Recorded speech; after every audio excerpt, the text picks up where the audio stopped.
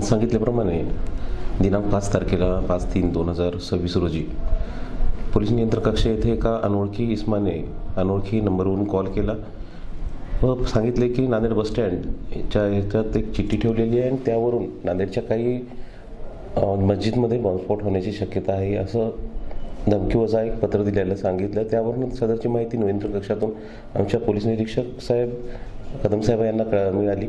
त्या अनुषंगाने माहितीची एकदम गांभीर्याने दखल घेत माहिती वरिष्ठांना तसेच दहशतवादी यात कुठला प्रयत्न आहे का ही सतर्कता बाळगण्यासाठी दहशतवादी विरोधी पथक यांनासुद्धा कळवून मिळालेल्या नंबरची माहिती त्या इसम कोण आहे याची माहिती घेण्यासाठी 2 स्थानिक पथक नेमले.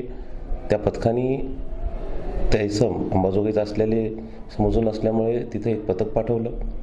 त्या पथकाने तिथे जाऊन खातरजमा करून शेख सलीम शेख चांदपाशा नावाचा इसम ताब्यात घेतला असता तो इसम मनोरुग्ण असल्याचे निष्पन्न होत होते.